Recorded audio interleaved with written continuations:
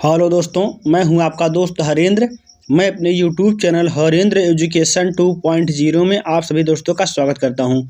दोस्त, आज हम देखेंगे बाल विकास एवं शिक्षा शास्त्र के प्रश्नों की यह बहुत महत्वपूर्ण श्रृंखला दोस्त, और इसके 5 वीडियो ऑलरेडी प्लेलिस्ट में पड़े हुए हैं, आप लोग जाके देख लीजिएगा दोस्त। यह इसका 6ठा वीडियो है। चलिए दोस्त, वीडियो को शुरू करते हैं। बाल विकास शिक्षा शास्त्र का यह वीडियो सीटेट, यूपी टेट, इसके साथ औसत एग्जाम की तैयारी करने वाले दोस्त भी इस वीडियो को देख सकते हैं। 76 प्रश्न हो चुके हैं, हमारा यह है 77 प्रश्न।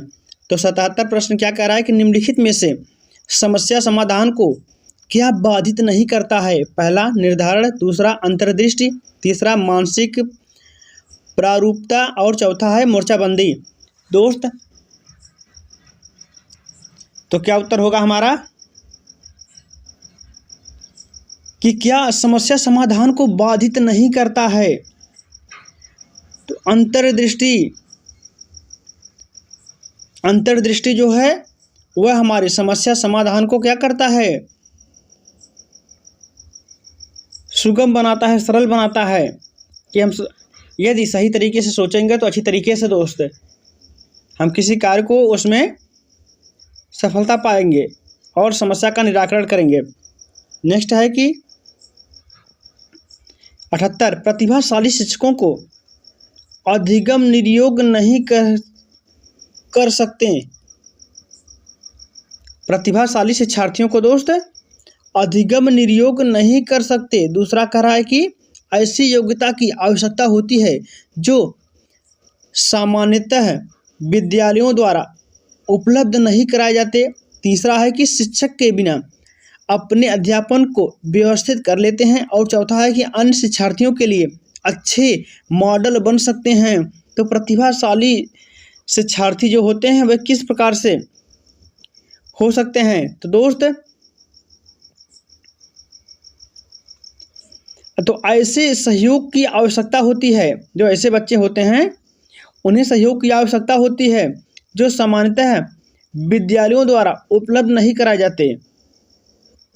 अर्थात उन्हें सहयोग की आवश्यकता होती है और ये विद्यालय द्वारा उपलब्ध नहीं कराए जाते। अर्थात हमारा क्या दूसरा वाला ऑप्शन हमारा सही हो जाएगा। अब हम नेक्स्ट देखेंगे कि विकृत लिखावट से संबंधित लिखने की योग्यता में कमी किसका एक लक्षण है? पहला डिस्ग्राफिया, दूसरा डिस्प्रैक्सिया, तीसरा डिस्कैल्कुलिया और चौथा है डिसलेक्सिया। तो लिखावट में जो विकृत होती है उससे संबंधित कमी की एक लक्षण है, तो क्या दर्शा रहा है दोस्त? लेखन संबंधी, हमने बताया था कि गणित संबंधी जो समस्या होती है डिस्कैल्कुलिया होता है, जबकि लेखन संबंधी विकृत जो होती है उसमें डिस्ग्राफिया होता है। नेक्स्ट हमारा है 80 कि समस्या के अर्थ को जानने की योग्यता वातावरण के दोषों, कमियों एवं रिक्तियों के प्रति सजगता यह विशेषता है। पहला प्रतिभाशाली बालकों की, दूसरा सामान्य बालकों की, तीसरा सृजनशील बालकों की और चौथा है इनमें से कोई नहीं। तो समस्या के अर्थ को जानने की योग्यता वातावरण के दोषों और कमियों की रिक्तियों के प्रति सजगता है। तो लक्षण क्या दर्शा रहा है दोस्त? तो दोस्त क्या लक्षण दर्शा रहा है? सृजनशील बालक के, अर्थात बालक चारों तरफ अर्थात सभी दिशाओं में, सभी पहलुओं पे वह अच्छी तरीके से सोचेगा और अपनी योग्यता का प्रदर्शन करेगा। अब हम नेक्स्ट देखते हैं 81 कि श्रवण ह्रास से ग्रसित बच्चे कक्षा में किन मुख्य नैराश्य अर्थात कुंठा का सामना करते हैं? पहला दूसरों के साथ संप्रेषण करने और तथा सूचनाओं को बांटने की क्षमता में, अक्षमता में, और दूसरे विद्यार्थियों के साथ परीक्षा देने में क्षमता में, और तीसरा है कि प्रस्तावित पाठ्य पुस्तक को पढ़ने की क्षमता, और चौथा कह रहा है कि खेल कूद में भागीदारी निभाने में अक्षमता। तो श्रवण रूप से जो सुनने से ग्रसित बालक हैं वे किस प्रकार का कुंठा का सामना करते हैं? तो दोस्त वह दूसरों के साथ संप्रेषण करने तथा सूचनाओं को बांटने में अक्षमता का, अर्थात वह किसी की बातों को सही तरीके से सुन नहीं पाएंगे तो उन तुम का जो उत्तर है वह ठीक तरीके से नहीं दे पाएंगे, अर्थात उनका संप्रेषण ठीक तरीके से नहीं हो पाएगा। जैसे कि कोई बालक कुछ कह रहा है, यदि उसके साथ सामने वाला जो बच्चा है दोस्त, यदि कोई बालक कुछ कह रहा है, उसके सामने वाला बच्चा यदि वो सुनेगा ही नहीं अच्छे तरीके से तो वह यह समझ ही नहीं पाएगा कि आगे वाला क्या कह रहा है, तो वह जो उसका प्रतिक्रिया है अर्थात जो उसका संप्रेषण है वह ठीक नहीं हो पाएगा। नेक्स्ट हमारा है 82 कि निम्नलिखित में से कौन सा अक्षमता केवल जन्मजात होती है? पहला दृष्टि दोष, दूसरा श्रवण दोष, तीसरा मूक बधिर, चौथा है मंद बुद्धि। तो आप लोग बताएंगे। तो मंद बुद्धि दोस्त, मंद बुद्धि जो है तो वह जन्मजात होता है। नेक्स्ट प्रतिभाशाली बच्चे, पहला बिना किसी की सहायता के अपने सामर्थ्य का पूर्ण विकसित विकास करते हैं, और चौथा क्या है कि मानव के लिए, दूसरा हमारा कह रहा है कि मानव के लिए महत्वपूर्ण किसी भी क्षेत्र में अस्वभावतः अच्छा निष्पादन करते हैं। तीसरा कह रहा है कि सामान्यतः शारीरिक रूप से कमजोर होते हैं और सामाजिक अंतःक्रिया में अच्छे नहीं होते हैं, और चौथा कह रहा है कि सामान्यतः अपने शिक्षकों को पसंद नहीं करते हैं। तो प्रतिभाशाली बालक के कौन से लक्षण हैं दोस्त? तो ऐसे बालक मानव के लिए महत्वपूर्ण और किसी भी क्षेत्र में अस्वभावतः अच्छा निष्पादन करते हैं। हमारा दूसरा वाला ऑप्शन क्या है? पॉजिटिव को बता रहा है, अर्थात हमें पॉजिटिव को लेकर चलना है, तो हमारा दूसरा वाला सही हो जाएगा। अब नेक्स्ट देखते हैं कि 84 कि प्रतिभाशाली बच्चों के संदर्भ में संवर्धन का अर्थ है। पहला ऐसे विद्यार्थियों के वर्तमान स्तर ग्रेड को छोड़कर अगले उच्च स्तर ग्रेड में प्रोन्नत करना, दूसरा आकलन की प्रक्रिया का संवर्धन करना, तीसरा शैक्षणिक गतिविधियों के निष्पादन में संवर्धन करना, और चौथा क्या है कि शैक्षणिक गतिविधियों के संपादन की गति को बढ़ाना। दोस्त कौन सा उत्तर हमारा सही होगा कि प्रतिभाशाली बच्चों के संदर्भ में संवर्धन का अर्थ है तो क्या है? तो दोस्त ऐसे विद्यार्थियों को वर्तमान स्तर जो ग्रेड को छोड़कर अगले उच्च स्तर ग्रेड को में प्रोन्नत करना, अर्थात यही क्या है हमारा फर्स्ट वाला ऑप्शन सही हो जाएगा। अब हम नेक्स्ट देखेंगे दोस्त। नेक्स्ट है कि प्रतिभाशाली विद्यार्थियों के लिए निम्नलिखित में से कौन सी गतिविधि सर्वाधिक उपयुक्त है? पहला अभी हाल ही में हुए स्कूल मैच का प्रतिवेदन लिखना, दूसरा दी गई संकल्पनाओं के आधार पर मौलिक नाटक लिखना, तीसरा 5 पाठों के अंत में दिए गए अभ्यासों को एक बार में हल करना, और चौथा है कि शिक्षक दिवस पर कक्षा को पढ़ाना। तो प्रतिभाशाली शिक्षार्थियों के लिए निम्नलिखित में से कौन सी गतिविधि सर्वाधिक उपयुक्त मानी जाएगी? दोस्त सर्वाधिक उपयुक्त मानी जाएगी दी गई संकल्पनाओं के आधार पर मौलिक नाटक लिखना, अर्थात हमारा दूसरा वाला ऑप्शन क्या हो जाएगा? सही हो जाएगा। जो संकल्पनाएं दी गई हैं उस पर क्या करना? मौलिक नाटक लिखना, यही हमारा दूसरा वाला ऑप्शन सही होगा। नेक्स्ट देखेंगे कि दृष्टि दोष से युक्त बच्चों को आकृतियों का ज्ञान देना चाहिए। पहला मौखिक व्याख्या द्वारा, दूसरा त्रिआयामी आकृतियों के स्पर्श द्वारा, तीसरा क्षेत्र भ्रमण द्वारा, चौथा उपरोक्त में से कोई नहीं। तो दोस्त तो दृष्टि दोष से युक्त बच्चों की आकृतियों का ज्ञान देना चाहिए, तो किस प्रकार देना चाहिए?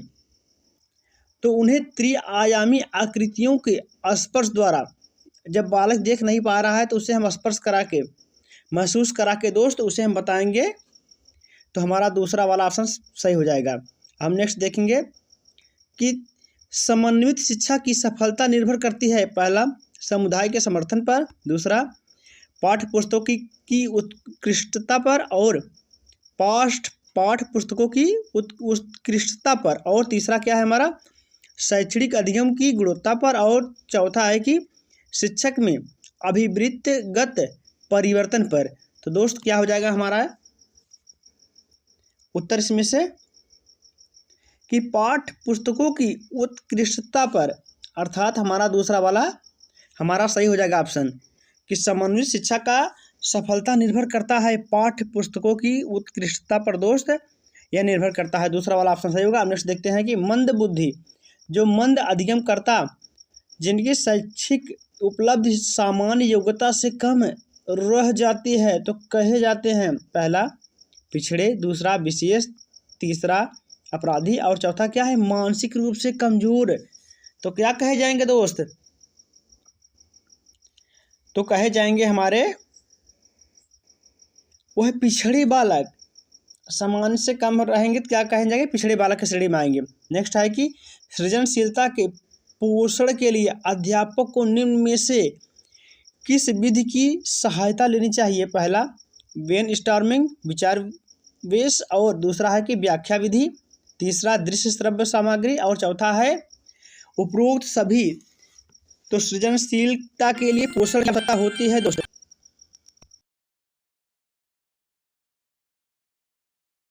सृजनशीलता के पोषण के लिए अध्यापक को निम्न में से किस विधि की सहायता लेनी चाहिए, पहला ब्रेन स्टॉर्मिंग या विचार वेश, दूसरा व्याख्या विधि, तीसरा दृश्य श्रव्य सामग्री और चौथा है कि उपरोक्त सभी। तो कौन सा ऑप्शन दोस्त हमारा सही होगा कि सृजनशीलता के पोषण के लिए अध्यापक को कौन सी विधि का सहारा लेना चाहिए। तो दोस्त तो क्या हो जाएगा हमारा ब्रेन स्टॉर्मिंग अर्थात विचार वेश विधि पहला। अब नेक्स्ट देखेंगे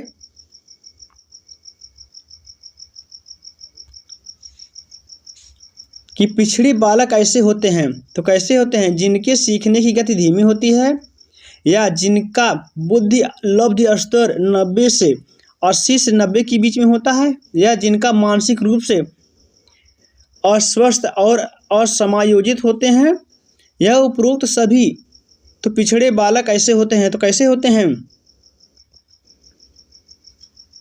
तो दोस्त पिछड़े बालक जो होते हैं उनमें ये सभी लक्षण पाया जाता है, अर्थात डी। नेक्स्ट है कि एक बच्चा जो डाट से ग्रस्त है, SAW और WAS और न्यूक्लियर को अनक्लियर और SAW को वाज आदि में अंतर नहीं कर सकता, तो वह है सब जबलिंग विकार, डिसलेक्सिया या डिसमॉर्फिया या डिसलेक्सिया। तो क्या हो जाएगा दोस्त इसमें, या डिसलेक्सिमिया। तो दोस्त कौन सा वह बीमारी से ग्रसित है, तो हो जाएगा दोस्त हमारा क्या, वह डिसलेक्सिया। इसमें कौन सा सही होगा हमारा ऑप्शन चौथा वाला डिसलेक्सिया। अब नेक्स्ट देखेंगे कि जन्म के समय लगी चोट या भ्रूण की क्षति की वजह से आई मानसिक मंदता कहलाती है, पहला जैविक मंदता, दूसरा पारिवारिक मंदता, तीसरा आकस्मिक मंदता और चौथा क्या है, चिकित्सा मंदता। तो जन्म के से यदि बच्चे को, यदि माँ के गर्भ में यदि बच्चे को चोट लग जाती है भ्रूण में, तो उसकी वजह से भी बच्चा का दिमाग जो हल्का हो, अर्थात उसमें मानसिक मंदता आ सकती है। तो कौन सा यह मंदता कहलाती है, तो दोस्त वह हो जाएगा जैविक मंदता, पहला वाला ऑप्शन सही होगा। नेक्स्ट क्या है कि निम्नलिखित में से सृजनशीलता का प्रमुख तत्व क्या नहीं है, पहला मौलिकता, दूसरा अनुशासन, तीसरा धारा प्रवाहिता और चौथा है लचीलापन। तो दोस्त जो हमारा अनुशासन है वह सृजनशीलता के प्रमुख तत्व में नहीं आता है। अब हम नेक्स्ट देखते हैं कि शारीरिक रूप से अक्षम बच्चों को सामान्यतः होता है, पहला डिस्कैल्कुलिया, दूसरा डिसलेक्सिया, तीसरा डिस्ग्राफिया, चौथा डिस्थीमिया। तो 94 का दोस्त बताएंगे आप लोग, तो क्या हो जाएगा,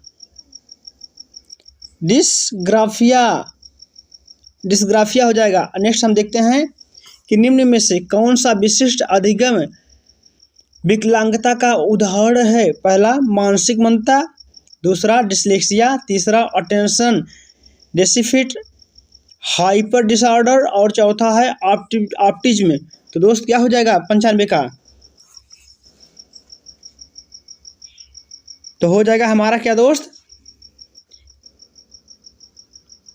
तो डिसलेक्सिया हो जाएगा। इसमें भी दूसरा वाला ऑप्शन हमारा सही हो जाएगा। नेक्स्ट क्या है कि प्रतिभाशाली शिक्षार्थियों को डांट डांट से जुड़े प्रश्नों पर अधिक समय देने के लिए कहा जा सकता है। तो कैसा प्रश्न होना चाहिए? पहला स्मरण, दूसरा समझ, तीसरा सृजन, चौथा विश्लेषण। तो दोस्त हमें बच्चों को सृजनशील बनाना चाहिए, अर्थात हमारा तीसरा वाला क्या हो जाएगा? ऑप्शन सही हो जाएगा। नेक्स्ट क्या है? भाषा अवबोधन से संबंध विकार है, पहला भाषाघात, चलाघात, दूसरा, तीसरा पठन वैकल्य, चौथा है वाक्य संबंध रोग। तो क्या हो जाएगा उत्तर दोस्त? भाषाघात, पहला वाला ऑप्शन हमारा सही होगा।